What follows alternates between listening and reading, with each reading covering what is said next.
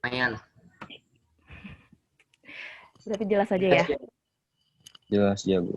Ya, perkenalkan nama Kakak Nanda Lestari. Kakak dari kampus Universitas Muhammadiyah Palangkaraya. Hari ini Kakak mau sementara waktu menggantikan Ibu Hola ngajar kalian. Jadi mungkin beberapa waktu yang akan mendatang kalian akan ketemu Kakak lagi. Nah, terus apalagi ya, agama Kakak siapa yang mau tahu? Kakak nggak pakai kerudung nih. Agama Kristen. Jadi tapi Kakak kuliah di Muhammadiyah. Nah, sebelumnya Kakak akan melanjutkan, kalian sampai bab 2 ya kemarin. Terus sekarang lanjut ke bab 3.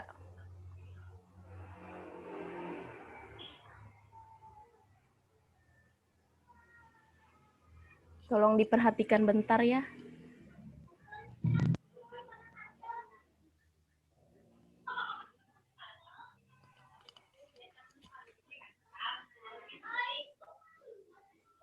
PPT-nya keluar nggak di tempat kalian? Keluar, Bu.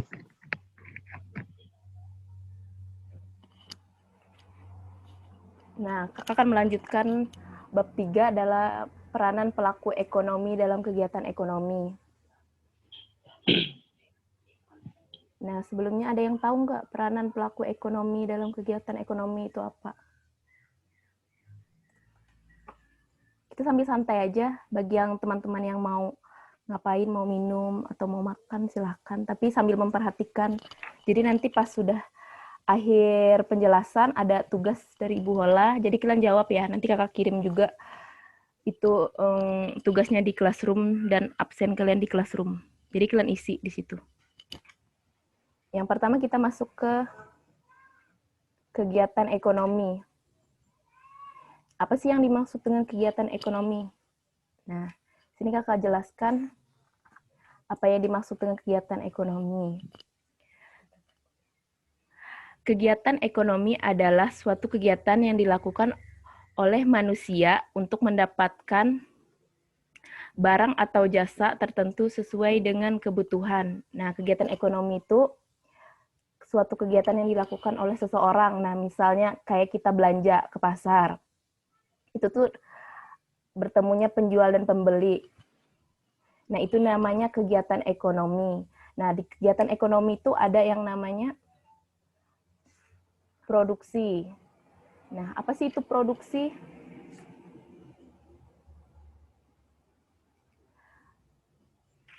Ini kita cari tahu apa yang itu produksi.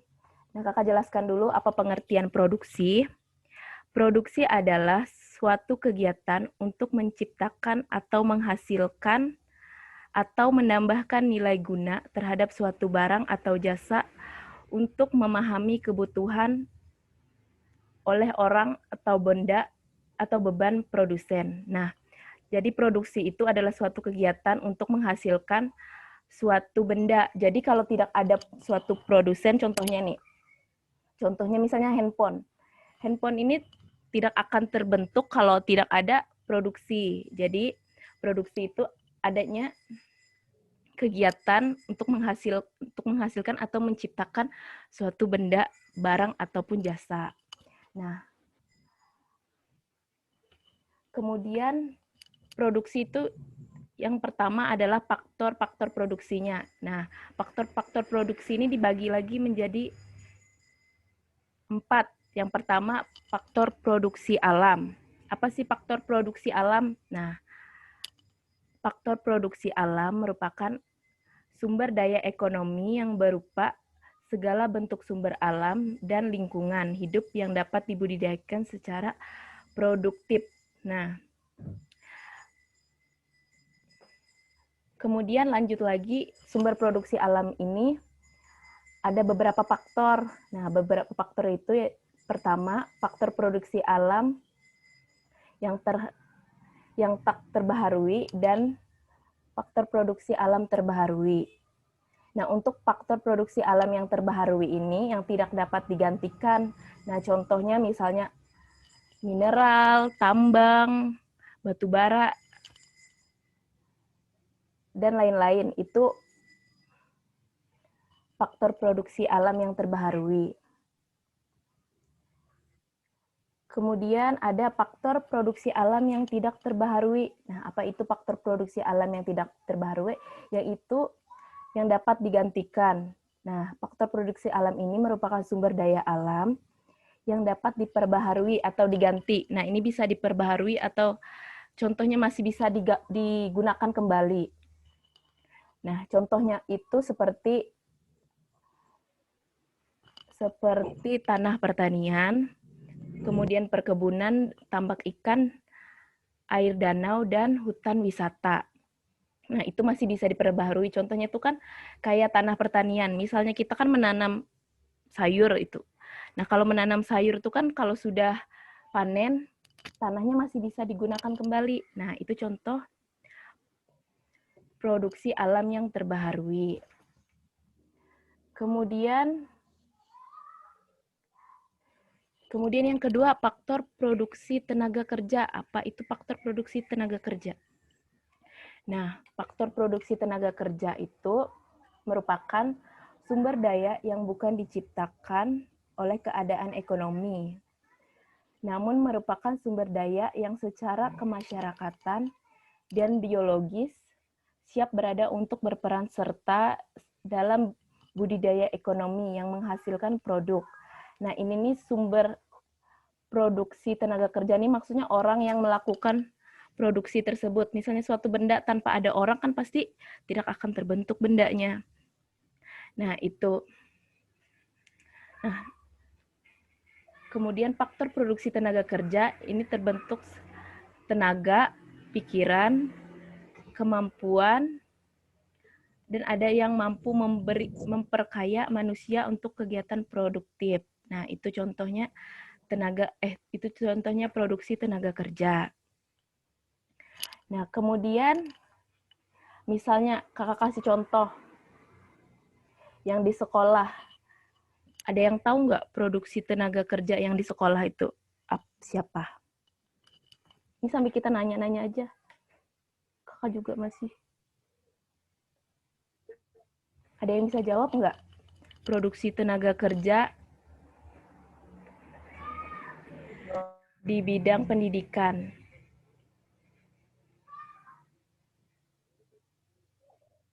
Ada yang mau jawab?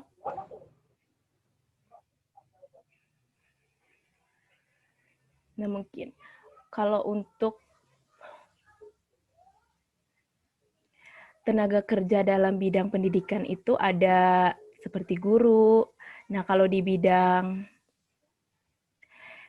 bidang pertanian itu seperti tani, itu yang termasuk dalam produksi tenaga kerja. Nah, kemudian yang ketiga ada faktor produksi modal atau kapital. Nah, apa sih produksi modal atau kapital? Nah, faktor produksi modal merupakan faktor produksi yang keberadaannya diciptakan oleh sistem atau pola hidup ekonomi itu sendiri. Nah, biasanya modal ini itu menyangkut keuangan, menyangkut modal awal untuk membangun suatu usaha tersebut. Jadi perlu modal. Nah, biasanya uang juga modal karena uang dapat digunakan untuk membangun pabrik, membeli mesin-mesin produksi maupun kendaraan kebutuhan dan semuanya dapat digunakan untuk kegiatan produksi tersebut. Nah, modal itu makanya sangat diperlukan untuk suatu produksi. Kemudian yang keempat, ada faktor produksi keahlian.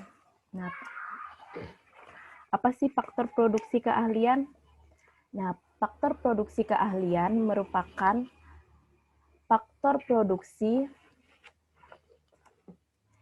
yang merupakan kemampuan, keahlian profesional, atau kecakapan berupa kemampuan, keahlian profesional, dan kecakapan seseorang atau kelompok anggota masyarakat untuk merencanakan, melaksanakan, mengendalikan, dan mengawasi seluruh kegiatan produksi. Nah, itu yang dimaksud dengan produksi keahlian.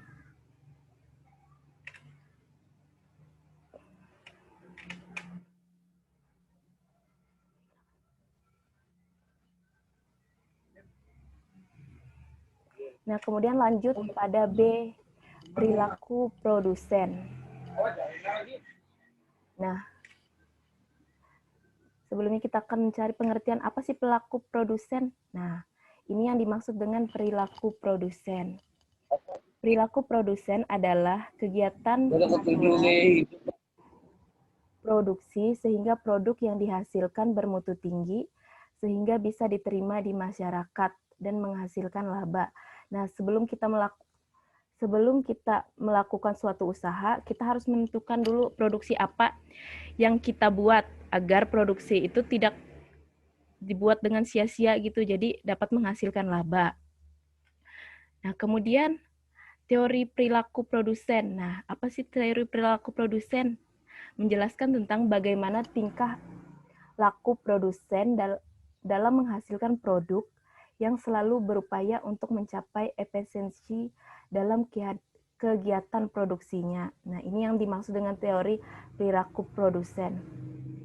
Kemudian, apa sih permasalahan permasalahan seorang produsen? Nah, ini permasalahan seorang produsen adalah bagaimana dengan modal yang terbatas bisa menciptakan barang yang berkualitas dan berkuantitas yang cukup. Nah, ini yang harus diperhatikan dalam melakukan produksi. Kita harus menciptakan suatu barang dengan modal yang terbatas. Nah, kemudian lanjut ke biaya produksi.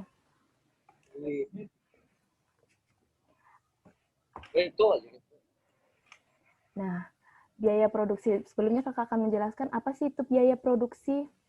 Biaya produksi adalah suatu pengeluaran yang dilakukan oleh perusahaan untuk memperoleh faktor produksi dan bahan-bahan mentah yang akan digunakan untuk menciptakan barang-barang mentah yang akan digunakan untuk menciptakan barang-barang. 4 buah. 5 Produksi oleh perusahaan tersebut. Nah, itu yang dimaksud dengan biaya produksi. Jadi sebelum melakukan produksi, kita memerlukan biaya produksi. Kemudian, kita akan menjelaskan yaitu biaya tetap total. Nah, dalam biaya produksi ini ada biaya tetap total. Nah, biaya tetap total itu yaitu biaya yang tetap harus dikeluarkan walaupun perusahaan tidak melakukan produksi. Nah, walaupun perusahaan itu tidak melakukan produksi, biaya itu tetap keluar. Itu yang dimaksud dengan biaya tetap total. Kemudian, biaya variabel total. Nah, biaya variabel total adalah biaya yang dikeluarkan apabila berproduksi dan besar kecilnya tergantung pada banyaknya sedikitnya barang yang diproduksi. Nah, ini yang dimaksud dengan biaya variabel total. Kemudian ada biaya total. Biaya total merupakan jumlah keseluruhan biaya produksi yang dikeluarkan perusahaan yang terdiri dari biaya tetap dan biaya variabel. Ini biasanya jumlah keseluruhan biaya yang terdapat pada biaya tetap dan biaya variabel. Kemudian ada biaya tetap rata-rata. Nah, biaya tetap rata-rata ini adalah hasil bagi antara biaya tetap total dan jumlah barang yang akan dihasilkan. Nah, ini yang biaya tetap rata-rata. Kemudian ada lagi biaya variabel rata-rata.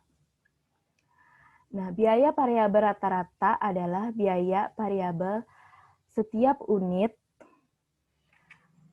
produksi. Nah, kemudian ada biaya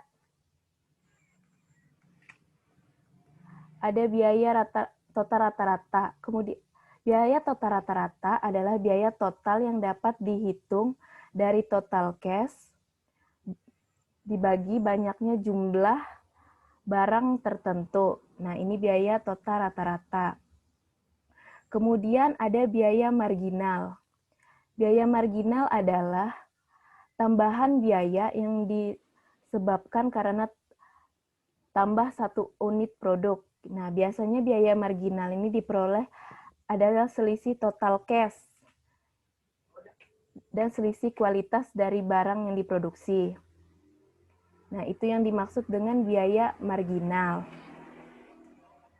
Kemudian lanjut lagi di penerimaan. Apa sih penerimaan? Penerimaan itu adalah suatu penerimaan penerimaan produsen dari hasil penjualan barang atau output. Nah, ini ada macam-macam review sebagai berikut nih, macam-macam review dari penerimaan. Yang pertama ada total revenue. Nah, total revenue ini adalah penerimaan total dari hasil penjualan output. Nih, total revenue nih. Kemudian ada average revenue. Nah, yaitu penerimaan per unit dari penjualan output. Kemudian yang ketiga ada marginal revenue. Adalah kenaikan atau penurunan penerimaan sebagai akibat dari penambahan atau pengurangan suatu unit. Nah, itu yang dimaksud dengan marginal revenue. Kemudian ada keuntungan maksimal. Oh, mau segala memang. Apa sih yang dimaksud dengan keuntungan maksimal? Nah, keuntungan maksimal adalah keuntungan penuh atau total dari apa yang diproduksi. Keuntungan maksimal dapat digolongkan sebagai berikut. Nah, ini biasanya kalau kita membangun usaha, kita pasti mencari keuntungan. Nah, ini keuntungan maksimal itu maksudnya keuntungan yang penuh dan total dari hasil produksi yang kita buat. Nah, yang pertama ada 90. pendekatan total. Sehari. Nah, pendekatan total ini biasanya termasuk pada laba total. Nah, laba total itu yaitu pendekatan antara penerimaan total dan biaya total. Biasanya Kopinya dari 2000 berapa? laba terbesar terdapat pada suatu selisih positif terbesar antara penerimaan total dan biaya total. Nah, itu yang dimaksud dengan pendekatan total. Kemudian, pendekatan marginal. Pendekatan marginal adalah perubahan biaya total per unit, perubahan output, atau penghasilan penjualan marginal. Nah, itu pendekatan marginal. Hasil dari penjualan marginal biasanya tambahan hasil penjualan yang diperoleh oleh perusahaan yang menjual barang yang diproduksinya. Nah, itu yang dimaksud dengan pendekatan marginal. Kemudian distribusi. Apa sih yang dimaksud dengan distribusi? Distribusi adalah kegiatan ekonomi yang menjadi kegiatan produksi antara produsen dan konsumen. Nah, biasanya ini tuh yang distribusi ini bersangkutan dengan barang dan jasa yang sampai ke tangan konsumen. Nah, jadi melalui distribusi tersebut. Nah, kemudian distribusi adalah suatu kegiatan yang ditujukan untuk menghasilkan barang atau jasa dari produsen ke konsumen. Nah, kemudian ada faktor-faktor yang mempengaruhi distribusi tersebut. Nah, yang pertama ada pertimbangan pasar. Nah, untuk pertimbangan pasar ini ada beberapa faktor yang harus diperhatikan. Antara lain konsumen atau pasar industri, kemudian jumlah pembeli potensial, kemudian ada konsentrasi pasar secara geografis, kemudian ada jumlah pesanan, dan kebiasaan dalam pembelian. Nah, itu yang termasuk dalam pertimbangan pasar. Kemudian ada pertimbangan barang. Nah, pertimbangan ini ada beberapa faktor yang harus dipertimbangkan dalam pertimbangan pasar, yaitu dengan barang yang dijual, antara lain biasanya nilai unit, kemudian besar dan berat barang, kemudian ada mudah rusaknya barang, kemudian ada sifat teknis barang, kemudian standar dan pesanan, serta luas produk lainnya. Nah, ini yang di pertimbangan barang. Kemudian ada pertimbangan perusahaan. Nah, untuk pertimbangan perusahaan ini ada beberapa hal yang perlu diperhatikan dari segi perusahaan tersebut. Antara lain yaitu sumber pembelanjaannya, kemudian ada pengalaman dan kemampuan manajemen. Kemudian ada pengawasan saluran dan pelayanan yang diberikan oleh penjual. Nah, ini pertimbangan perusahaan ini biasanya dilakukan sebelum kita membuka usaha. Jadi membuka usaha itu harus ada manajemennya, harus ada pengalamannya sebelum buka usaha tersebut, harus pelayanannya nanti di pasar itu seperti apa. Ini yang harus jadi pertimbangan suatu perusahaan tersebut. Kemudian ada pertimbangan perantara. Nah, ini biasanya tuh adanya orang ketiga dalam perusahaan tersebut, jadi tidak langsung ke konsumennya. Nah, jika dilihat dari perantaranya, beberapa faktor yang perlu dipertimbangkan antara lain adanya pelayanan yang diberikan oleh perantara. Kegunaan perantara sifatnya sementara terhadap kebijakan produsen, volume penjualan, dan dan ongkos. Nah, biasanya ini nih dari produsen itu nggak langsung ke konsumen, biasanya itu tuh ada orang lagi yang di bawah produsennya, jadi nggak langsung ke konsumen. Nah, itu yang dimaksud dengan pertimbangan perantara. Kemudian lanjut lagi ke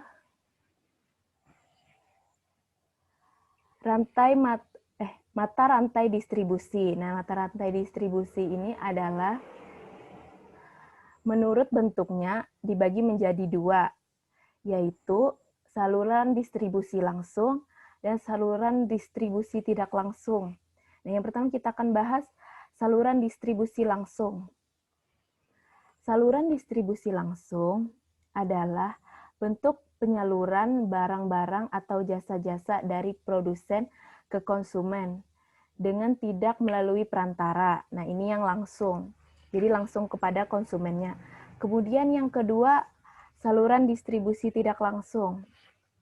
Nah, ini biasanya saluran distribusi tidak langsung itu bentuknya distribusi yang menggunakan jasa perantara dan agen untuk menyalurkan barang dan jasa pada konsumen. Nah, ini biasanya tuh ada penjual kedua gitu. Nah, seperti kayak orang jualan online tuh nggak langsung, jadi konsumen tuh nggak langsung ke produsennya, jadi lewat orang itu, jadi orang itu yang menghubungi produsennya, jadi nanti produsennya mengantar ke orang tersebut, seperti itu.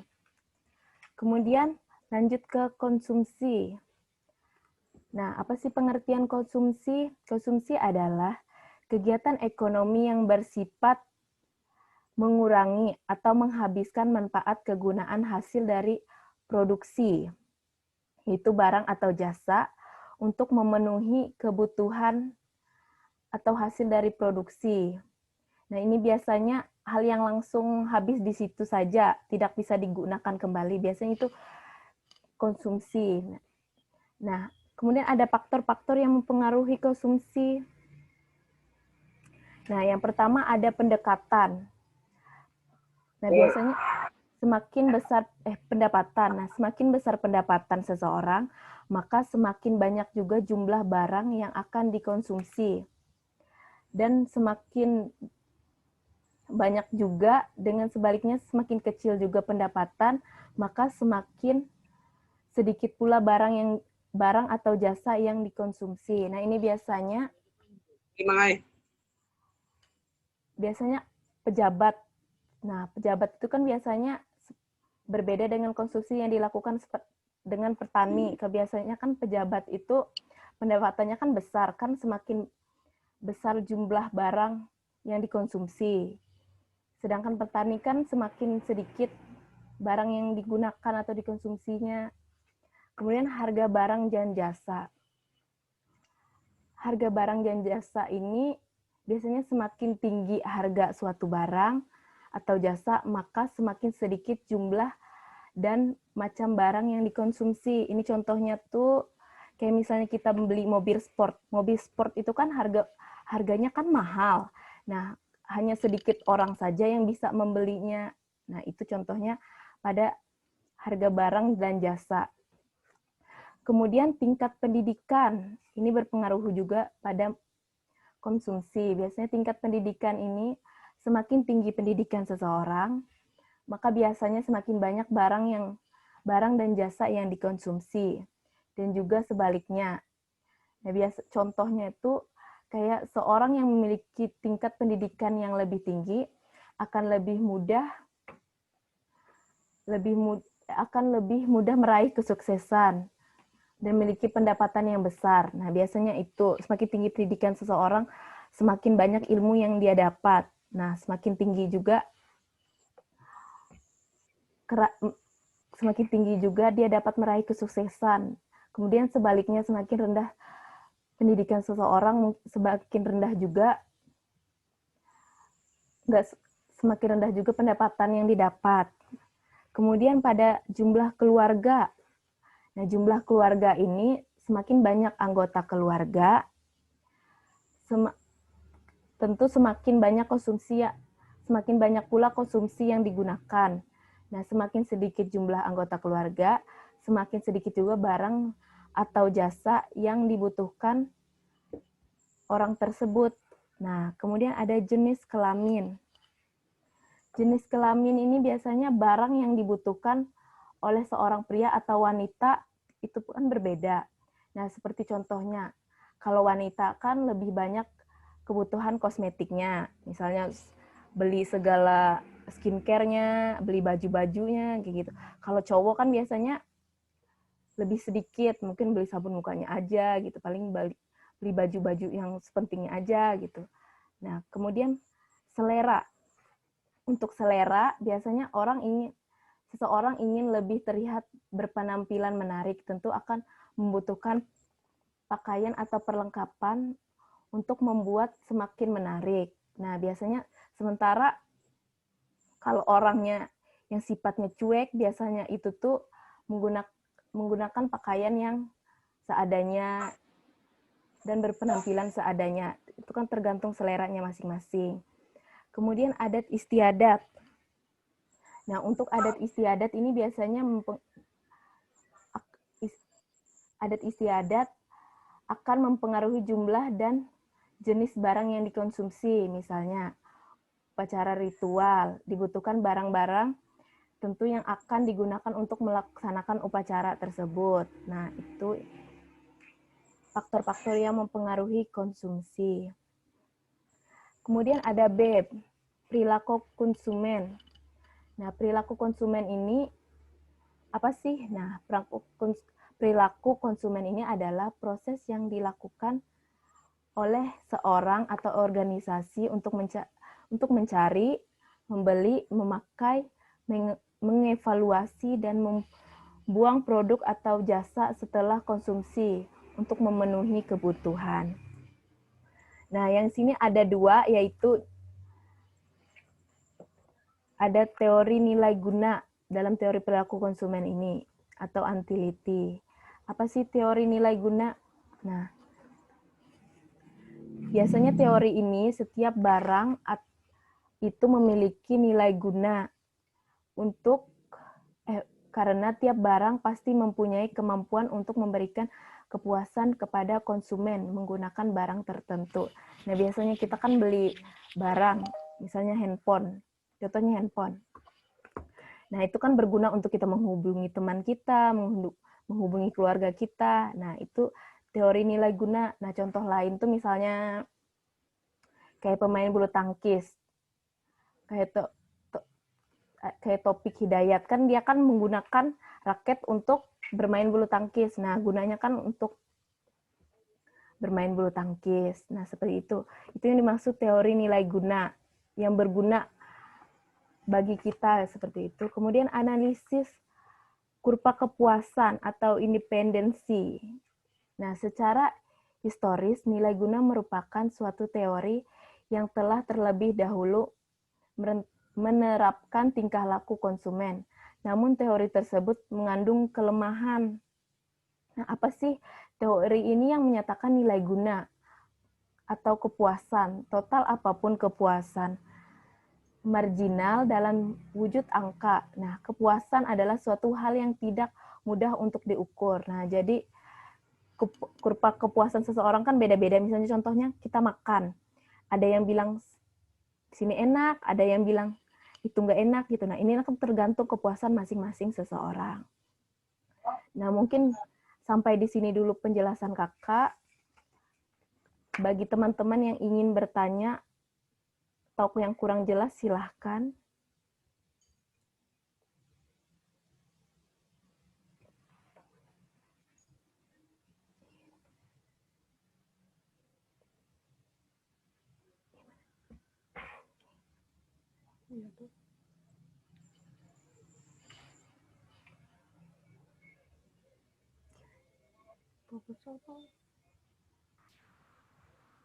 Halo, dengar nggak suara saya?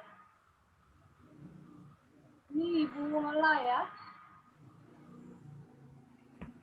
Mungkin perlu diberi contoh untuk biaya total, biaya variabel.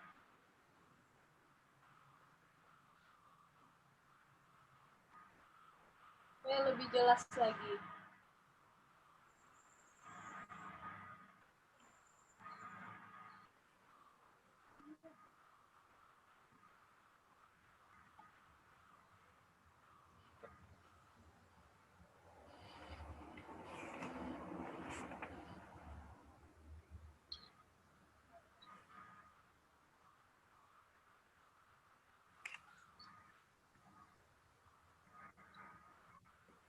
Halo, Dek.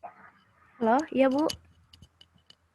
Mungkin perlu dikasih contoh biaya total, biaya variabel. Oh, contoh untuk biaya total dan biaya variabelnya.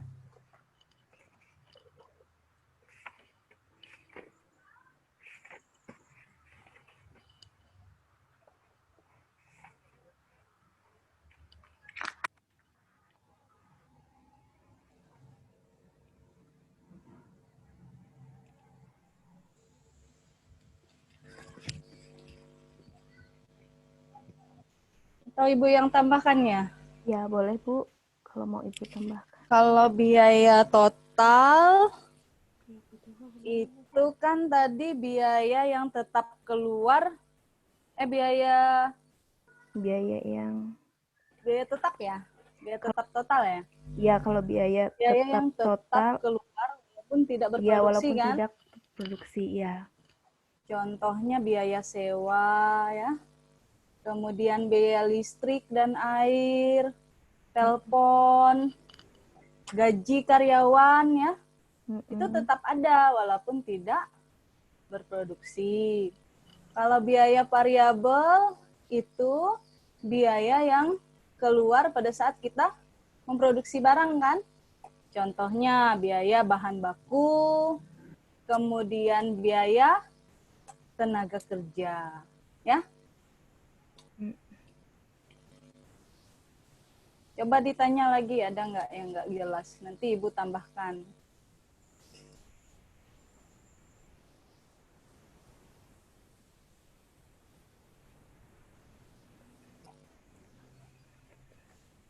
Kalau sudah selesai Kak materi ini? Sudah Bu. Udah. Iya, ya. Dikasih tugas aja kalau nggak ada pertanyaan. Tugas yang kemarin. Iya. Nanti dikumpulnya jam 12 ini atau kalau memang belum selesai kasih waktu seminggu. Nah, gimana bagi adik-adiknya? Ada yang mau bertanya atau yang kurang jelas? Atau kakak kecepatan tadi dalam menjelaskan? Mungkin ada yang nggak terlalu jelas, bisa ditanyakan kembali.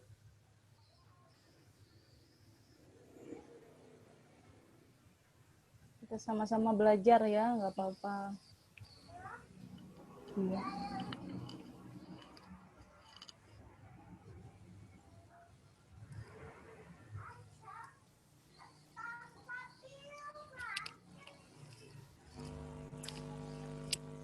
Gimana adik-adik? Ada pertanyaan kah?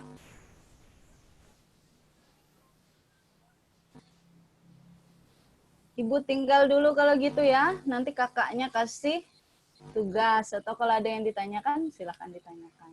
Iya, makasih ya Bu. Ya, selamat siang. Ya, selamat siang Bu.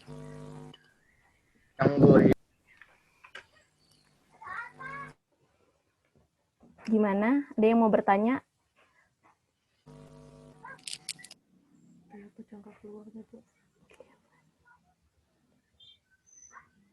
Kalau nggak ada yang bertanya, nanti kakak kasih itu tugasnya lewat Classroom dan ngisi absen juga lewat Classroom. Oke.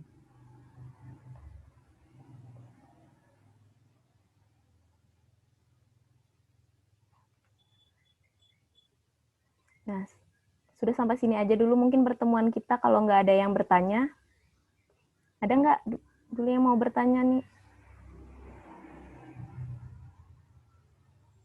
Bentar. Kayaknya nggak ada ya. Mungkin kita akhiri dulu. Bentar.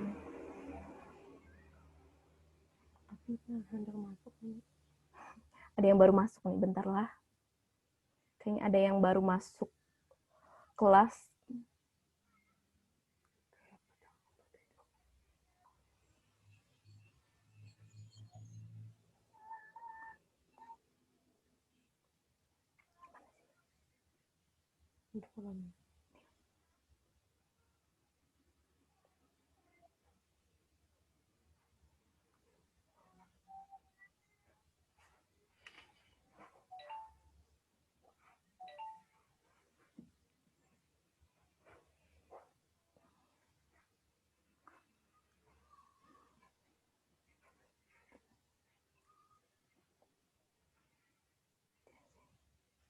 Nah, mungkin sekian dulu untuk pertemuan kita pada hari ini. Nanti kakak kirim tugasnya ya di Classroom-nya. Nah, kakak akhiri buat teman-teman semuanya. Semoga mengerti apa yang sudah dijelaskan. Kalau ada kekurangan nanti bisa chat di grup kan. Nanti kakak bisa juga diundang masuk di situ untuk menjawab pertanyaan kalian. Sekian dulu untuk kita pada hari ini. Selamat siang.